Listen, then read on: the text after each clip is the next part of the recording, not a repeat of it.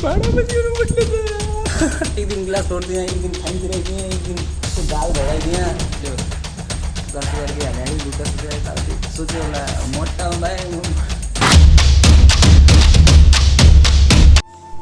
So hello and नमस्ते साथीभाइहरू, के छ सन्चै हुनुहुन्छ होला त। अब मेरो त त्यही हो, के भन्नुमा एक्लै बसेर उपरै च्याउ लागिसक्यो। पहिलादेखि रुम भन्यो, बजार बस्दै अरे, अनि त्यसपछि बजार बस्दै यताउति सोचिन्थ्यो। जब यतातिर आएँ एक्लै बस्न जानु त्यसपछि त यो रुम भन्नु बेकार हो यार, एक्लै बस्नु बेकार हो। त्योभन्दा जे छ ठिक छ, यो एक्लै यो रुम सुम बेकार रहेछ। अहिले आएर थाहा भयो, अब जब सबैदेखि टाढा गइन्छ त्यसपछि थाहा हुने रहेछ भन्ने बुझियो। अब जसलाई मी जस्तै कि अब मलाई हेर, अब त्यो अब मेरो कुरा अरूलाई हान्दा नि बढी यस्तो नारायण दाइलाई थाहा होला भने। अब मैले नारायण दाइलाई यस्तो यस्तो छ त यार, यताउति यो यहाँ बोल्नलाई पनि कोही नभएर तनाव भइसक्यो भाइलाई। एक दुई दिन त्यताबाट नआइदिया होइन झन् पागल भइजान्थ्यो भने हौ। अब यहाँ काम पनि दिनमा एकचोटि मात्र देखिया हुन्छ। त्यस्तो छ काम त काम देखेर झन् दिमाग खराब हुन्छ होइन।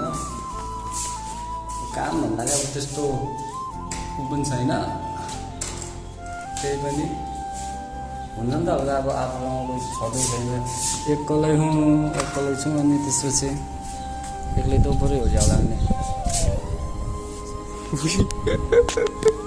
त्यो चल्लो त उल्टै राखेन यार, त्यसले त्यहाँनिर अब यस्तो सरर हावा चल्ला, कतिखेर सरर उडाउने हो यस्तरी।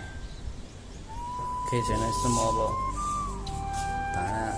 भाडा मस्काउनुपर्छ त। भाडा मस्काउनु पर्ने हुन्छ हल्का फुल्का, त्यही हो। त्यस्तो त्यति धेरै नै हुँदैन। 15-20 मिनटमा म धाडतोड हानिदिन्छु खतरा। फटाफट साग कामदेखि निकाल्दिनँ भनेर मैले के गरेँ भने सब चिज गर्छु क्या। यहाँ कामदेखि निकाल्नको नामै छैन। एक दिन गिलास तोडिदिएँ, एक दिन खाइन तिराइदिएँ, एक दिन त्यो दाल झडाइदिएँ, के गऱ्यो यहाँ हुनै लागेन। अब लास्टमा भोलि त आफै जाने हो, जान्छु म भर भनेर टाप गइदिने हो।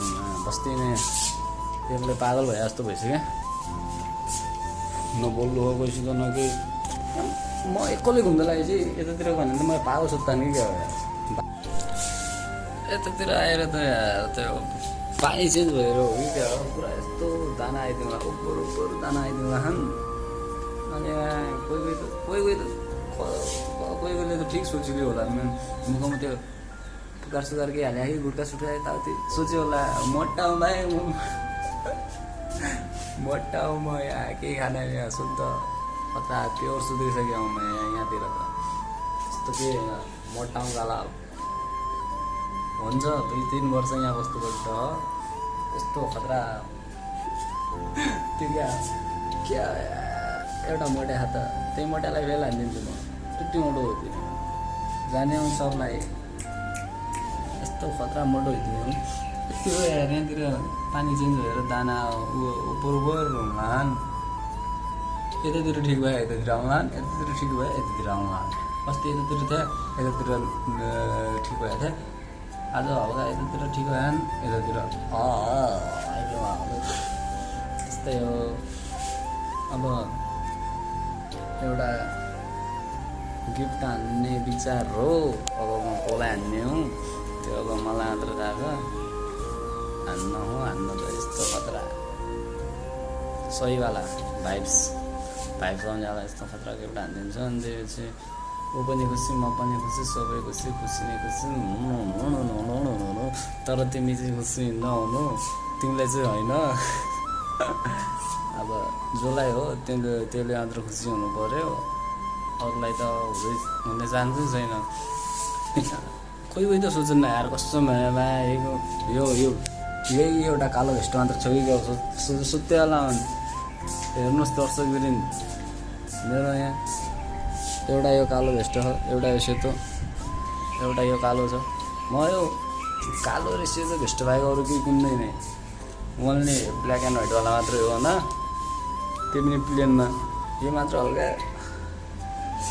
एउटा यो नाम लेखिहाल्नु किने हौ, नत्र खालि प्लेन नर्मलवाला भेस्ट किन्न हो त्यस्तो भन्ने हाल्नु कोही कोही सर इन्डिया गएर पनि तिनी काला भेस्ट तैँले त्यो भेस्ट छोडिदिनु होला भन्ने त भेस्ट ओभर छन्, त्यही भेस्ट होइन यति कुरा बुझिराख।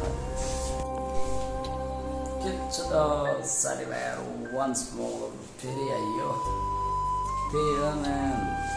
अब साँझको काम यस्तो फाँडफुँड खतरा हालिदिन्छु त फेरि म, साँझको काम सकेर म त भित्र आएँ टक्क कपडा सपडा चेन्ज गर्नु पऱ्यो, त्यसपछि कपडा चेन्ज गरेर अब यसो कहाँ घुम्न जाने विचार हो।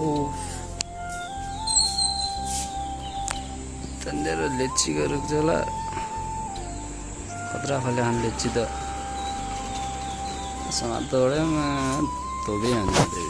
आजको भिडियो चाहिँ यहीँ पर्या भन्थ्यौँ, केही छैन बनाउला बनाउँदै गर्ला मस्त छ यही त हो, बनाएर सक्यो 2-4 दिनपछि त खतरा खतरा अब ल सी यू सुन।